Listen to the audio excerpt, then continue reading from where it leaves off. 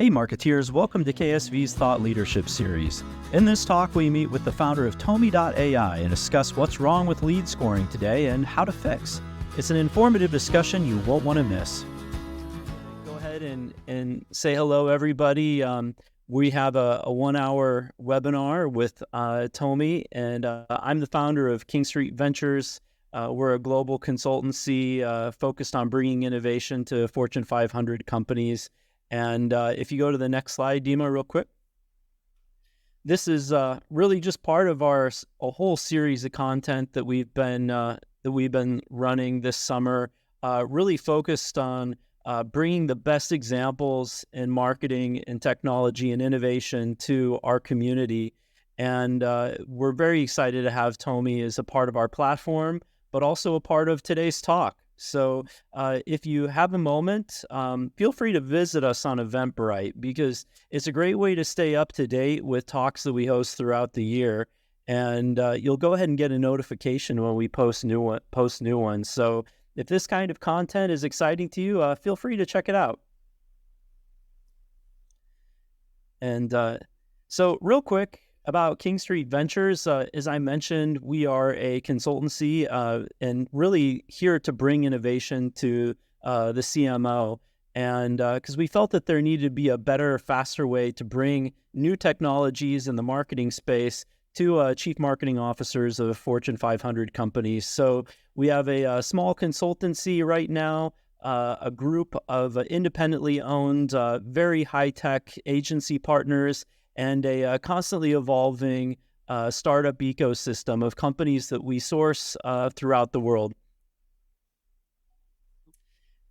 And so we get these companies, the startups in particular, by basically going out and there's really no substitute to finding the cool companies and the accelerators around the world. So for example, we are having an event during TechCrunch, during Disrupt this year. About 150 corporate executives will be there. It'll be very exciting.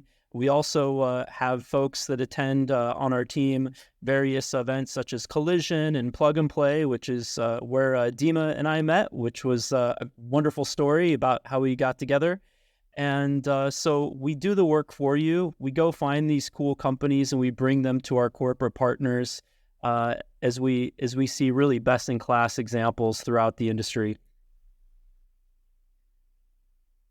And the companies that we work with and ultimately bring to the table are really the very best. So they have proprietary technologies. They have new and interesting ways of reaching out and engaging consumers.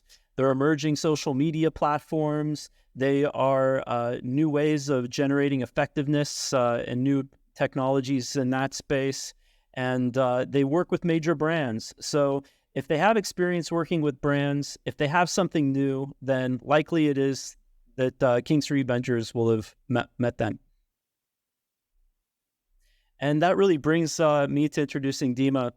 And I'm really excited because we met through an event that we attended about a year ago, almost a year ago.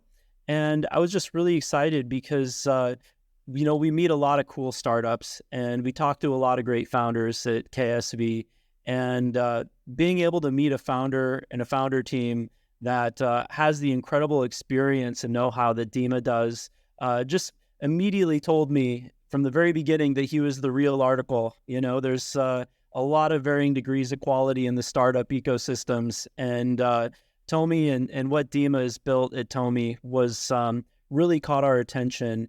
And being able to follow his progress and the progress of Tomi over the last year has been incredible because there's such a strong demand for what he's building.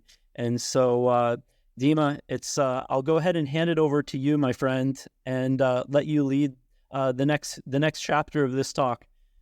Yes, thank you, Nick. I'll start by giving a very, very brief overview of what Tomi.ai is, and then we'll dive straight into how to fix the lead scoring system so it's beneficial for not just sales, but also for marketing leaders who are relied upon by revenue teams in all sectors pretty much, to not just source valuable leads and generate demand, but also help and make sure that the sales process is efficient, effective, and leads to revenue rather than just wasted effort. So very quickly, you can think about Tommy as a website visitor and lead scoring platform. We do use some advanced data science to assign a very specific propensity to buy estimates to all of the inbound leads and all of the website visitors, including completely anonymous ones. We obviously have in mind scaling high-value customer acquisition and increasing marketing ROI, or LTV over CAC, as the primary objective. And we have multiple different use cases. Lead scoring is just one of them. And, working with brands like, some of the logos you see here across basically the whole world led us to think that lead scoring tends to be one of the most underappreciated topics in marketing. And that is why I decided to give this specific speech today. Yeah, just a couple of more words about Tommy. We have a US patent for what we do. Not every startup can brag about something like that. We are a high performer at G2, and we are backed by Stanford StartX. It's pretty much like a Y Combinator for startups, for Stanford alumni and professors. And we also are a meta conversion partner working with some amazing brands and achieving some amazing results. So feel free to check us out at G2. We made it to one of the grids lately. We do have some awesome reviews. So hopefully you'll be interested and come check us out. So yeah, first of all, as I said, lead scoring tends to be a super underappreciated topic these days across pretty much everyone involved. A lot of marketers, old school marketers, I would say, feel lead scoring is not really tied into their KPIs. They care about MQL definition, MQL qualification criteria, this kind of very, very formal thing that defines what counts toward their KPI or not. Sales, on the other hand, they usually lack they lack trust into marketing or data science team's efforts. Basically, a couple of sales leaders just told me, it was always such an eye roll for me. Basically, they remove all the Gmails and other personal emails from the mix, and they want us to believe that every other lead is viable, high intent, worth pursuing. It's obviously not the case. And RevOps teams or, marketing operations or sales operations teams, they're usually understaffed. So their attitude, okay, we have some kind of a system. It seems to be working. So let's not change anything until sales starts complaining about lead quality or, maybe lead quantity. And of course, this is not the most positive attitude in the world. And of course, it does cost these people and their companies a lot. So, for example, marketing, by demonstrating this attitude, is not viewed as a true ally by sales. It is not viewed as a revenue driver and, an asset that is worth investing in by CEOs, CFOs, and other executive team members. A lot of marketers complain that they don't have a seat at the table. So this kind of attitude, not among the top marketers maybe, but among some of their teams, might be one of the root causes of this particular, situation in terms of marketers not having a seat at the table that much, and CMOs actually having the shortest tenure across the C-suite for like 8 years in a row, if we believe the magazine publications on that. Sales obviously waste too much time and effort chasing low fit or low intent leads, and obviously they don't know what is possible. They lack usually the qualification to build the system themselves, so they rely on marketing and RevOps to actually provide a system that would be helpful. And by not prioritizing best opportunities, win rates and bookings will obviously suffer. And of course, in terms of RevOps, which is more like the Cinderella of the story, so to say, that just means lost pipeline revenue for the company, less budget and success for everyone. And also, if RevOps only fixes things when asked, it's viewed as, a source of problems rather than an asset or an ally, a proactive team that is actually dedicated to driving business success and not just sitting there waiting to be asked to solve something. So what are the mortal sins that we observe on the market today that you should avoid at all cost? And what it usually means to you. So sins number one, summer/fall 2023 edition, not using lead scoring, treating every MQL absolutely in the same way. Well, you might find it hard to believe, but this is the case in a lot of companies, especially in the B2C space. In B2B, we are a little bit spoiled by the, especially here in the US, by the way. We are a little bit spoiled by the depth and breadth of third-party data, enrichment data available for all the different B2B accounts, but and also on B2C sometimes, but in B2C, the concept of lead scoring is mostly, non-existent, and that leads to even high-ticket businesses like financial services or expensive education like executive education or real estate actually being at the very, very early stages of development and suffering from very, very big inefficiencies in their processes. So you need to be using some kind of lead scoring. The problem is if you are not in B2B, how to build it, but we'll cover that in a moment. Mortal sin number two. In a lot of situations, you have some kind of a system and people often feel that it works pretty well. Marketers or RevOps people might even say like, yeah, non-business emails is the worst source of nightmare and the wasted effort for us. So if you just eliminate them, everything else should be good. But what we also saw that having two broad categories like, okay, this is an A lead or B lead or D lead, or I don't know, top 10% lead, this is not good enough.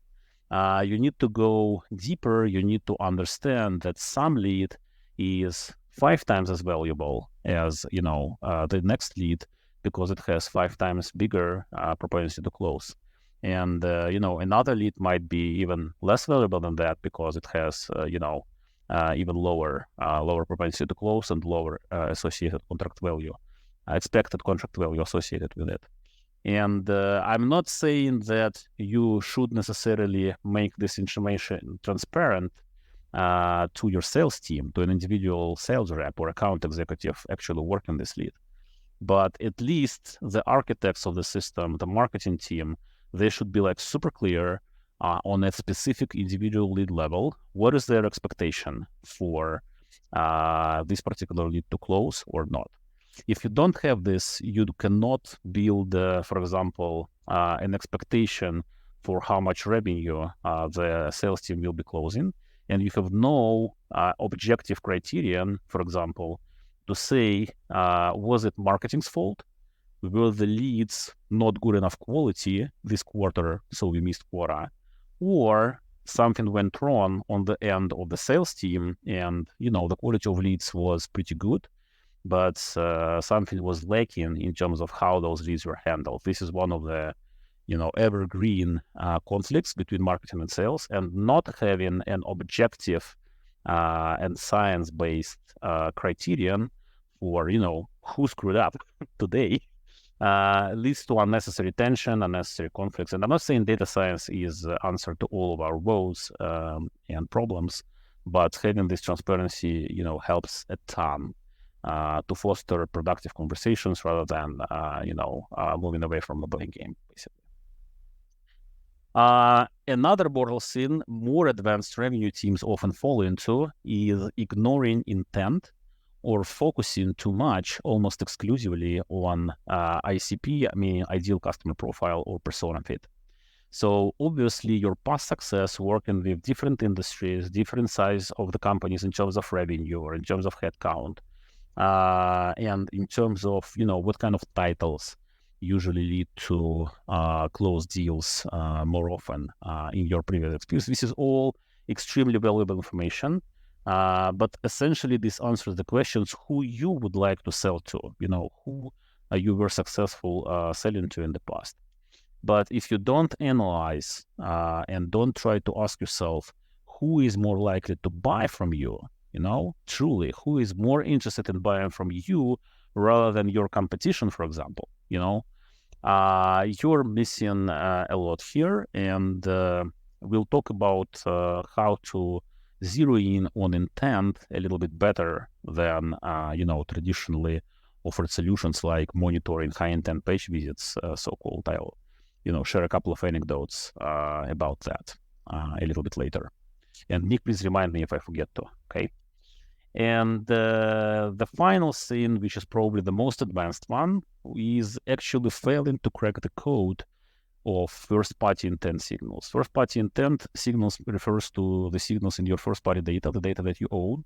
This is something that happens in your CRM. This is something that happens in your website or other interface that you own. You don't rely on providers like Sixth Sense or Bombora to get those signals. This is something that you already own, and it's a hot mess. People exhibited all sorts of behaviors on your website. People do engage with your webinars, your cold emails, your warm emails. They meet you at conferences, and all of this can be overwhelming. That is why cracking the code and actually extracting some quality predictive signal to understand the true propensity to buy is very, very hard without having some hardcore data science capabilities. And it is even harder if you just don't dig deeper and stay at the superficial level of data available in Google Analytics or Adobe Analytics or whichever other digital or web analytics system you use. So you really need to dig deeper, and we'll talk a little bit about that in a moment. So the most interesting part, hopefully, how to fix all those problems and how to be, not a sinner, but maybe not a saint, but relatively functional, responsible businessman or businesswoman and business leader, essentially. So first of all, you need to make sure you treat and route different leads based on their value. And again, as I mentioned, it's very, very important to have a specific estimate for propensity to close. CR here stands for conversion rate. And this is, in particular, this instance is a conversion rate from a lead to paying customer. And this is an example of one of our customers, B2C customers, not B2B, financial services sector, insurance brokerage, basically, this is what it is. They have an average sales cycle of 6 weeks. And this is, very nice probability distribution. We have here 0 to 100 is all of their website traffic, ranked according to predicted propensity to buy. And the y-axis is the actual conversion rate. So it's actual rather than prediction. So you see that the higher the predicted quality of the lead, the higher the actual quality of the lead also is. So in order to achieve this goal of treating leads according to their value, first of all, you need to build a model. You should aim at concentrating at least 50% of sales in top 20 to 25% of inbound leads. Again, this is a B2C business. That is why it's more on the lower end, because we just look at the website behavior to determine the intent to buy. In B2B, especially if you'll be using some firmographic or technographic data signals, you can get as high as 75%, no problem. You need to make sure that you assign your best leads to best closers. That's probably a no-brainer. You don't want to regret not closing this deal that was, ready and ripe to be closed because somebody screwed up. Obviously, if you have, you always have some shortage in capacity, so you need to prioritize callback to your best leads. You probably, may need to make more attempts to reach out to them. If calling them didn't work, if they didn't respond to your email, maybe you can text them. Account executive can write a personalized text or a WhatsApp message to a portion of inbound leads he's handling. He probably won't be able to do that and make it fully personalized and human and personal for everyone. But if you see that this is a high value lead, you can add more touch points and more personalized ones. You can even fax them or send them a postcard or something if they fall into this category and you have trouble reaching out to them. And of course, if you have a high value lead coming in, if you see intent signals, you should obviously invest more in personalizing your sales pitch and multi-threading, because a person who is becoming inbound lead might not be the ultimate decision maker. They are more likely to be just one of the members of the buying committee.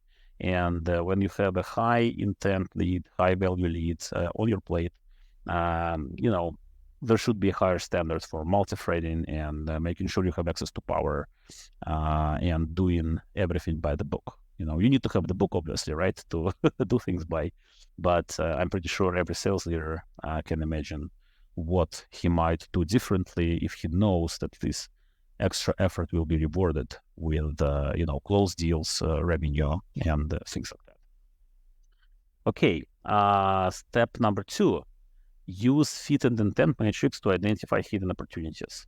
As I mentioned, focusing too much on just the fit determined by firmographic data like size of the company, revenue of the company, industry, or demographic data like what is the title of the person reaching out to us, or technographic data, what kind of tech stack they're having. All this is extremely important, but by not focusing on intent derived from the behavior, you're essentially seeing more of a flattish picture. And for example, you are not able to identify those sort of hidden gems who are showing some strong intent. But, for some reason, your fit model returns a relatively low fit score. So what might this mean? This might mean, for example, that your fit model was trained on historical data and did not yet have time to pick up some of the newer customer segments, some emerging growth opportunities in the market. So they are deprioritizing some of the growth opportunities for you. And if you don't do your research, if you are not focusing on this specific quadrant of high intent and low fit leads, you're basically missing out on them. You are perpetuating your success in a very, very narrowly defined set of industries and customer segments, like size of the company, stuff like that. So you're losing quite a bit. And of course, if you are working with a super high fit lead, but that is not showing intent, and that if you don't understand, that this lead basically lacks intent to buy from you, you can encounter a lot of tire kickers. You can actually cater a personalized proposal to a big Fortune 500 brand who actually, had their mind made up for your competitor. And just for procurement purposes, they just need this third or fifth proposal to actually, submit this to procurement and be in the clear in terms of their legal requirements. So in these particular situations, you should find every excuse to disqualify. Obviously, you don't need to overdo it, but this is something to be on the lookout for. You might get blindsided and, lose your way by just looking at the fit score. You can invest too much time, too much effort, the resources that you cannot recoup. They are lost forever.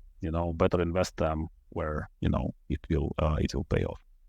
And intent score in Tommy, as I said, we assign a very, very specific propensity to buy to every inbound lead and every website visitor based on data science, based on what granular behavioral patterns actually correlate with closed-won deals and revenue and pipeline further down the funnel. But you don't need a hardcore data science tool to start off with this. So as an MVP, what you can do if you don't have a budget for a tool or for a data science team or contractor, you actually can open up your Google Analytics instance, and you can basically assign, let's say, $1 to every intent action or intent signal that you track there. Okay, somebody has been on your website for more than 30 seconds, $1. Somebody has visited another page, $1. Somebody has visited the pricing page, I don't know, maybe $3. Pricing page needs to be important according to a lot of people. And Nick, please remind me to tell you this anecdote I've been meaning to tell. It's not the slide where I should do it, but I'll do it soon enough. So start with just aggregating the number of intent actions, maybe give them some different weights. And of course, this index that you will build will not be in perfect correlation with revenue. In order to achieve that correlation, you need to use data science. But you need to start somewhere, and you can immediately see additional benefit by adding engagement score, intent score, engagement score, whatever you call it, to your firmographic, demographic, technographic fit scoring exercise. Okay. Step 3. This is more of an advanced strategy, advanced tactic, and it is also only possible if you have a specific propensity to close for every inbound lead, and if you have some kind of expected value also that you can assign. It can be average value, but ideally it should be individualized. So one of the problems with demand generation campaigns in B2B SaaS, but not just in B2B SaaS, in every lead gen business we work with, is that, okay, you want to optimize your campaigns, you want to pay Facebook and Google to drive paying customers, close won deals, and things like that. But this is a relatively low frequency event. It's a high quality event, okay? But this is a low frequency event. This is a rare event. And often there is a little bit of a sales cycle. You need to spend a week, maybe 3 weeks, maybe 6 weeks, like this insurance brokerage I've been telling you about earlier, to close those leads. And obviously, Google and Facebook are not as good as picking up delayed conversion signals and conversion value adjustments as they are operating with website conversions like website leads. So another classic choice would be to drive leads, but unfortunately, since this is a low quality conversion event, you will need to babysit your campaigns quite a bit. You need to invest time and energy trying to refine audience segmentation, refine creative and whatnot, just to make sure those leads are decent quality. You cannot rely, if you just send zeros and ones, lead or no lead, you cannot rely on the full power of Facebook and Google to actually deliver high quality leads to you. So we developed this cold targeting hack, as we call it, and quite a bit of companies, 25 companies around the world have already tried this and loved it. A lot of them left us G2 reviews, so feel free to check them out. This is just one of them, by the way. So the trick is, instead of maximizing website leads or buying website leads from, let's say, Google, as long as they cost you, less than $100 or whatever your CPA threshold is, you can actually transfer via a marketing API the lead score, which is, again, propensity to close expected revenue from this lead. And you can ask Facebook and Google to maximize the value of the leads, not the volume of the leads that your campaign drives. And by using this down funnel oriented, value-based bidding on advertising auctions, and by providing a conversion event that is as high quality, even probably bigger quality than a close won deal, because this one can be, oriented toward LTV, not just the first revenue, not just the first payment, but also a high frequency event. So you can send as many conversions as you have website leads if you don't want to filter out some of the trash leads, just not to fire a conversion at all, to make conversion signal even cleaner a little bit. So effectively on your hands, if you have a lead scoring that assigns a specific propensity to close to every website lead and some kind of an expected value, you actually can make your advertising campaigns more effective. You can buy higher quality traffic. So conversion rate will go up, not just because your sales team becomes better at closing those leads, but also because the quality of those leads that you buy actually becomes bigger. So this is a huge enabler of B2B and B2C revenue for lead gen businesses if they can master the value-based lead scoring. And step number 4, if you mastered the lead scoring, if you can assign a very specific propensity to buy, and if you understand the buyer intent from behavior, somehow, why not score all website visitors, not just inbound leads? And why would you do that? Because you probably want to do precision retargeting and nurturing just for the high intent in market buyers rather than window shoppers, right? This is like the easiest thing to do with this kind of information. But also, let's say if you're in B2B, pay close attention, because this is like $1 million secret. A lot of you B2B marketers are using technology like Clearbit or Lead Forensics to understand what accounts engage with your website, to understand, who did become lead already, who didn't become lead already, maybe transfer this to your sales team to do some personalized outreach and stuff like that. The problem is if you reveal an account, which is here at the bottom quartile of the intent, what good is it to your sales team, And since you are revealing a ton of different accounts, if you have a decent amount of traffic, you basically, everything you can do is just put everyone into the same email sequence, like, hey, you might be thinking about, whatever you do, let's talk, if this is a good time, let's set up a meeting and stuff like that. What you can do instead, you can focus on top 5, maybe top 25% of recent website visitors who are truly showing intent. Of course, you subtract those who did become inbound leads already, and you reveal only those. And you pass those to sales and sales development team. And here you can invest a lot more into personalization, into multi-threading, into research. You can go heavy on the cold calling. You can, I don't know, send letters and gifts and whatnot. Open your account-based marketing playbook. It's all in there, hopefully. And this is a completely different game. Instead of chasing 200 accounts with virtually no intent and doing everything on autopilot because you don't have resources on your team, you're laser focusing on net new logos who didn't become leads yet, but who are in market, and you do have an opportunity to reach out to them and engage them earlier before 70 or 80% of purchase decision is already made. At least that's what HubSpot research tells us when in their buyer journey, B2B brands do become inbound leads. Yeah, you can make some personalized experiences for returning high-value visitors. Maybe you can add some stronger CTAs or incentivize them becoming leads a little bit more. You can actually, do some bid adjustment or budget adjustment if you understand where the most valuable traffic is coming from. So it's not just about smart bidding in Facebook and Google. It's, works for every channel, programmatic, whatever, TikTok, whatever you are using to generate traffic. And by the way, about this anecdote, so Nick, if you have to guess, this is the segmentation of recent website visitors according to their propensity to buy. Where would you say majority of pricing page visitors would go? Would they go here, or maybe would they go here, or maybe they would go here? What would be your best guess, Nick? Oh boy. Okay. Could you state that, Dima, one more time? Who am I looking for?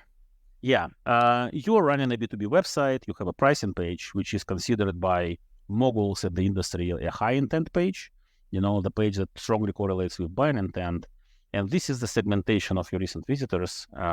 You don't know yet where pricing visitors are, but if you have to guess in which segment, high intent recent visitors or, low intent recent visitors, bottom quartile, top quartile, where would you think most of your pricing page visitors go on this graph, if you actually have this fancy model from Tommy or from another provider? Well, I would think most of the charts I look at are really great in the up and to the right quadrant. So Dima, I'm going to go with your high intent buyers there and say those are probably the ones I'd want to talk to. Yeah, so you would guess that pricing page visitors would be here, right, in the high intent quadrant. Yeah. Well, the truth is, if I'm on the pricing page and I'm looking at that, that's usually meant that I've read all the material and I feel like I'm confident in my purchase. So now I'm going to see how much it costs. But that would be my guess as someone that is not a marketer in this space. You are a great buyer. You know what, Nick? If more buyers were like you, the marketer's life and salespeople's life will be a lot easier. The truth is, about a quarter of pricing page visitors would go here into high intent and market buyers. So it's, twice as many as on average. So the industry rumor, so to say, it's true. On average, pricing page visitors are higher intent. There is a stronger concentration of high intent and market buyers among pricing page visitors. But up to 75% of your pricing page visitors will be here in the bottom half of your, intent distribution. And if you just, think about how people buy and why people end up on a pricing page in the first place, sometimes they just want to know, is it like a $6 tool or is it like a $6,000 tool, right? You have no real intention to buy. So that all makes sense if you speak about it. So the lesson here, I guess, is be very, very careful about those simplistic rules that say, okay, they visit demo request page, they must be high intent. Well, maybe, but most likely not. Oh, they visit the pricing page. Maybe, most likely not. That is why having a more sophisticated, ideally data science-based approach is super beneficial, because you will not get fooled by simple triggers like that. That makes complete sense. It's I'm sure there's a lot of rule of thumbs in the industry that people just make assumptions about that are not grounded in data science, such as spending time on a pricing page, which, by the way, I always do. I visit a lot of pricing pages of companies that I don't intend to purchase from, primarily because I'm looking for information and I'm just very early on in my buying decision, just wanting to get a ballpark on where the costs are. And this is exactly the story our data science tells to about 7 B2B customers that we have done this research on. It's kind of a mini research, and I've done a couple of LinkedIn posts about it. But yeah, this is something surprising. This is like the true insight that is there for grabs if you know your way around data science. So I guess that's it on my end. So thank you very much, everyone, for listening. And I guess we are open for any and all questions that you might have at this point. Lauren, thank you for staying on for 40 minutes or something. I guess that counts.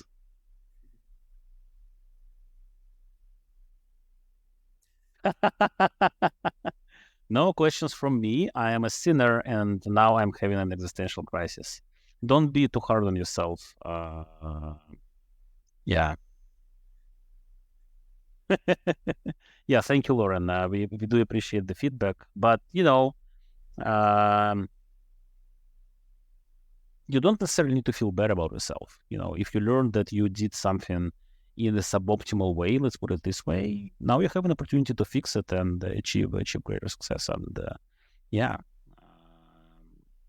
just shoot us an email or just any questions, and brainstorming together is also on the table here. Dima, Okay. Dima, I love how you have that you're adding transparency to provide a better lead score, so that allows for marketing and sales and rev ops to work together. I would imagine there's a bit of playing therapist to all three teams, and bringing them together around this topic is probably a sticky issue, because these departments have because there hasn't been a lot of transparency, they've been used to blaming each other, or at least putting fault in the other camp. So I'm curious what your experience has been working with these various factions to get them to work together. Yeah, Nick, that's a pain point, definitely, for me, because it's interesting how everybody in the Silicon Valley, and in the startup world, they just shy away from consulting, and everybody wants to sell a product, everybody wants recurring revenue. But I often see exactly what you just mentioned. All the different teams not 100% aligned, and everybody's trying their best to deliver. But since they are handling a complex issue, a high stakes issue, everybody is under a lot of pressure. They might have conflicting priorities, and bringing those teams together and providing some common ground, like a very transparent science-based lead score, which is specific propensity to close, is one of the fundamental elements to make sure those teams get aligned. And we probably should start in implementing some kind of consulting offer in our pricing schedule, or maybe collaborate more with consultants like you, because honestly, we don't have the staff to do a lot of consulting on this. But I definitely feel this is something where consulting should not be a curse word. It should be actually, a value driver for those companies, because change is hard, and getting to know new things and implementing new tools, AI-based tools, is hard. It's an illusion that everybody can use ChatGPT. Okay, try using it for work. For some simple use cases, like I recently did. I want to make sure that I'm sending out some outreach to, e-commerce companies, and I want to make sure they're actually e-commerce without having to manually peruse every website I try to reach out to.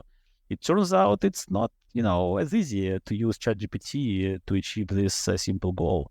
So it is difficult. You don't need to be too hard on yourself. You just need to be open to change and understand your priorities. Make sure you're clear on the goals. Make sure you're aligned with the team and other departments, and that's where the miracles can happen. Thank you. Dima, let's say I'm the head of marketing for a big B2B company, and I have exactly this issue. We do old school lead scoring where it's very profile based, maybe account based, and we don't really have a lot of behavioral data. We're not really taking into account a lot of the behavioral insights that you guys provide for more predictive analytics here. And I think, okay, this is really fascinating. I have a sales team. I have a RevOps team. If I bring in Tommy, this is a new way of doing it. How can I test and work with you to determine success so that I can then take you and say, okay, I'm going to be an advocate internally and we're going to get everybody on board because this is predicted. These predictions are way more accurate. And so from that lens, how do you tend to work with these big companies? Yeah, Nick, that's a great question. So first of all, if you are in this particular situation, please do call us. You'll save yourself a lot of time, a lot of effort, a lot of nerve cells, and actually using Tommy to run a pilot like this is extremely cost efficient. It's probably will cost you a fraction of what your in-house data science team and this, meeting of, I don't know, at least 7 different people that need to be involved to solve this issue would cost you. Our typical pilots are within $15,000 to $30,000 range, so it's very, very cost effective. And internal, just one data science with enough qualifications to do this might be costing you like $500,000 a year easy, like a staff engineer at Google and stuff like that. So, but you asked about the pilot. You need to design a solution. It might be a sophisticated solution like Tommy. It might be a very simple solution like I mentioned. You open up your Google Analytics, you assign weights or dollar values to just different actions, and you calculate how much, how much of those intent points different leads have hit before they actually become inbound leads. And then you basically create a chart like this. Does the success rate increase with the lead score? If you do see a strong positive correlation, the higher the score, the higher the percentile on your scoring system, and the higher the success rate, then you're at the money. It's okay to just go and deploy it in production, implement some smart lead routing strategies, sales execution strategies and stuff like that. But before you see this meaningful curve that you can concentrate enough of sales into a relatively small number of leads, and those lead scores are highly correlated to your actual sales success, until you see that, proceed with caution. You can actually hurt more than help, because if it would be the other way around, it's very, very easy to lose trust of the sales team. They will sabotage the effort, and RevOps teams are no different. If they don't feel, if they are not confident in the success, if they do not share the conviction that this needs to be done, because it's good for the company, it's good for us, you basically are bound for failure. So start slow, start from data analysis. With Tommy, it will be about 6 to 8 weeks, to build the initial model. So it can be pretty fast. And since we are using our own patented pixel to collect behavioral data, you will be immune to those, troubles of not capturing intent signals here and there. Otherwise, you would obviously need to fix the tracking issues, and track all the appropriate signals first. But yeah, focus on the data, create a model, and once you feel the model is pretty good, you can actually, share it with the sales team, share it with the marketing team, try and implement different sales strategies, implement a couple of different routes for leads to follow. So this is basically my thinking on this.